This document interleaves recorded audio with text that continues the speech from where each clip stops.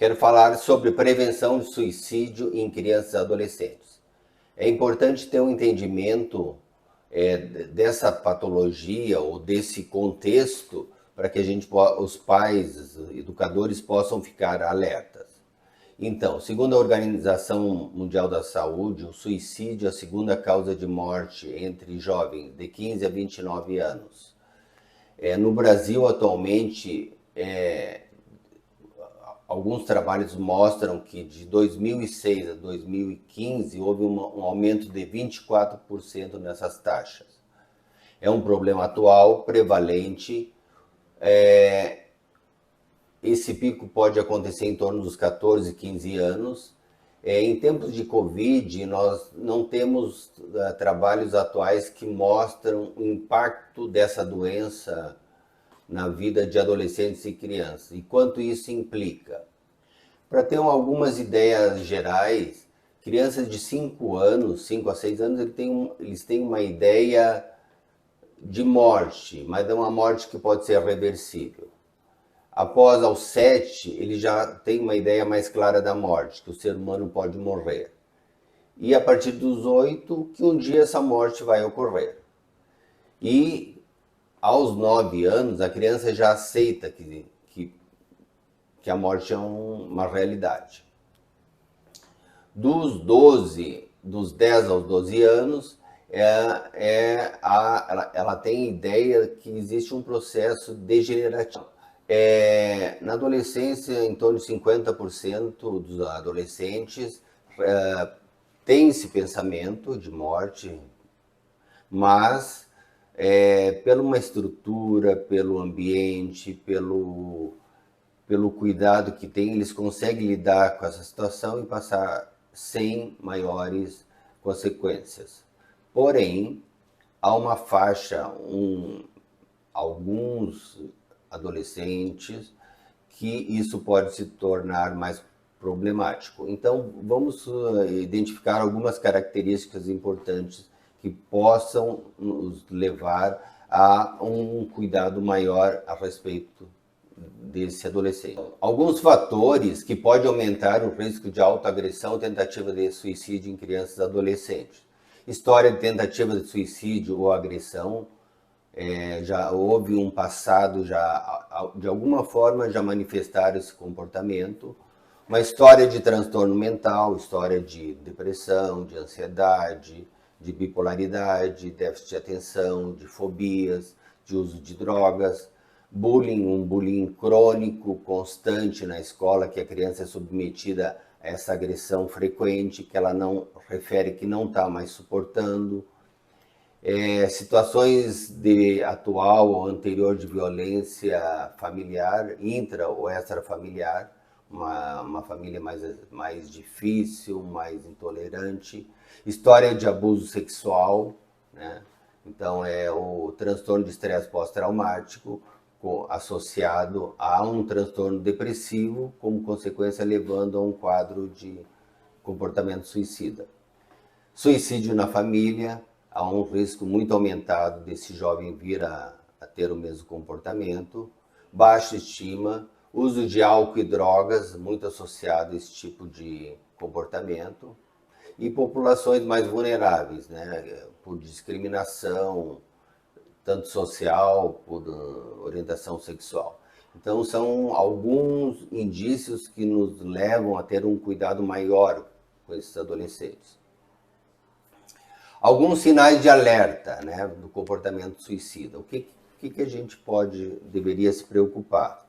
Preocupação com a própria morte ou falta de esperança, expressão de ideias ou de intenções suicidas, aquela criança que fala. Quem fala não é para chamar atenção. Mudança de alimentação, de sono, de comportamento, de isolamento social e escolar. Alterações de humor, irritabilidade, explosões. E um crescente isolamento familiar e de amigos, né? Então, são sinais que podem significar que a criança está em sofrimento psíquico e que precisa de uma ajuda profissional. Então, o suicídio é uma morte autoprovocada com intencionalidade mesmo que o indivíduo fique ambivalente, ele quer morrer e ao mesmo tempo tem medo, então há um conflito dentro dele. Mas em muitos casos esse sofrimento psíquico é tão grande que acaba levando esse tipo de comportamento. Então podemos dividir em pensamentos, um nível mais inicial, um planejamento, que já existe uma ideia, um plano como se matar com remédios, com armas, com enforcamento, e até o ato suicida fatal. Por isso é importante o diálogo familiar para entender o comportamento desse adolescente.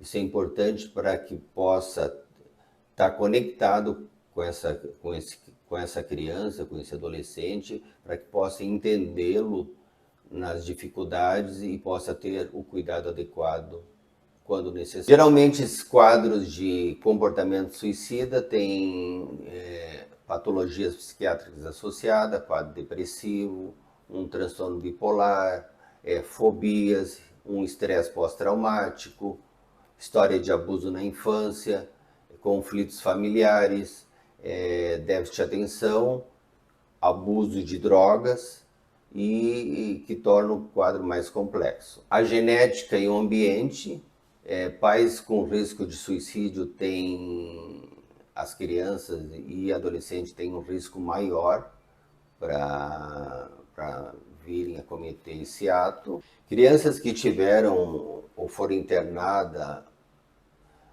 por risco de suicídio, após internação, ela tem 30% mais riscos do que outras crianças a vir a cometer um ato novamente. Então, por isso, o acompanhamento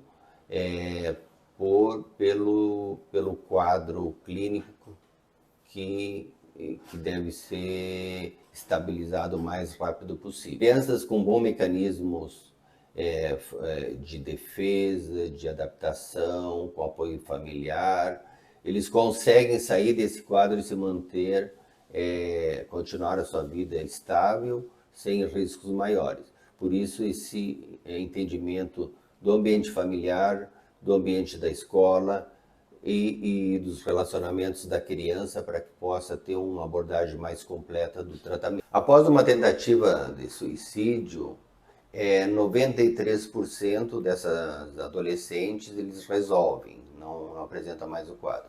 2% eles podem, na fase adulta, pode vir a persistir, e 2% ainda na fase da adolescência esse risco persiste. Por isso sempre ficar atento, porque é um pedido de ajuda, é um momento de intervir, onde pais e irmãos devem estar abertos, atentos a esse tipo de queixa, porque sempre está mostrando um sofrimento psíquico que a criança não está sabendo lidar e que vai precisar de ajuda, tanto de familiares quanto de profissionais. Então, resumindo, é importante a avaliação do quadro completo, da dinâmica familiar, dinâmica da escola, dos fatores agravantes, bullying, história familiar, história pessoal, abusos, intolerâncias, para que esse adolescente consiga seguir com a sua vida normalmente.